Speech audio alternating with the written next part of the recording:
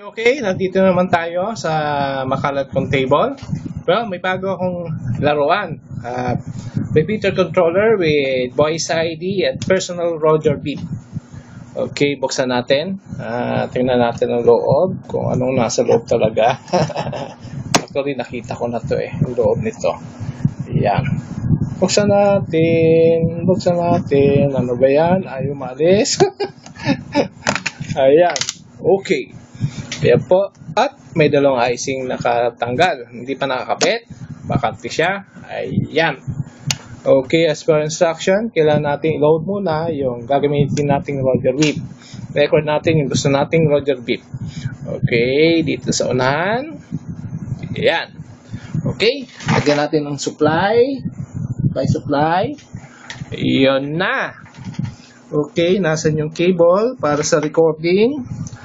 At gumagamit ako ng USB at RS-232 para sa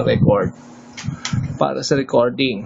Lagay natin dito sa itong socket nito, lagay natin. Kung makikita nyo, wawala ako sa view. Ayun. Then load tayo ng Roger beep. Roger beep. Ang gamit ko ay beat voice keyer ni sino ba to? Kilo Alpha 8 Victor India Tango. Yan. At pakinggan natin kung anong magandang Roger beep para dito sa repeater controller na to. Okay, maganda ba? Itong isa. Okay. Pero gusto ko yata itong M na to. Okay.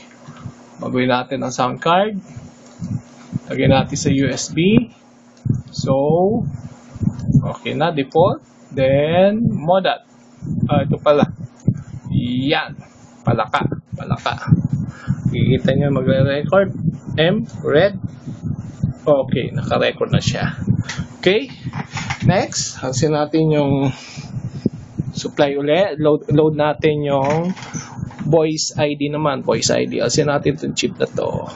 Lagay natin dito sa place niya para sa Roger beep. Next ay itong isang IC para sa voice naman. Load natin ang voice. Lagyan natin ng supply ulit.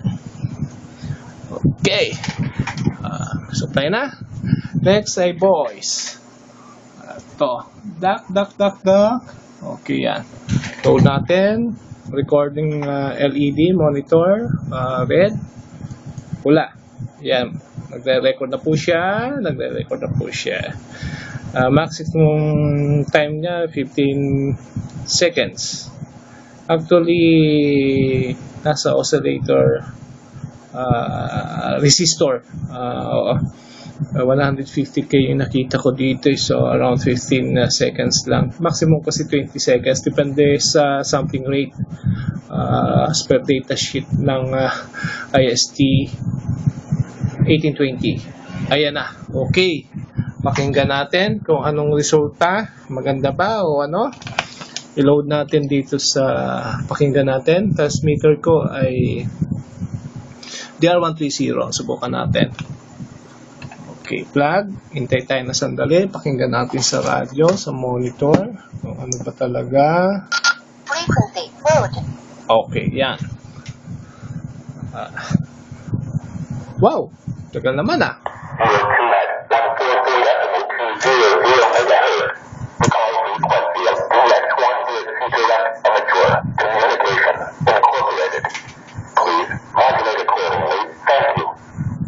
Ayun. Okay. Pakinggan natin din yung Roger beep. Roger beep. Anong tunog na? Testing 1, 2, 3, 4, 5. Ooh. 1, 2, 3, 4, 5. 1, 2, 3, 1, 2, 3, 4, 5. Ayun, ang Roger beep niya. Yan lang. Kung yun at tatakpan na natin, alisin natin to. Nag-identify siya.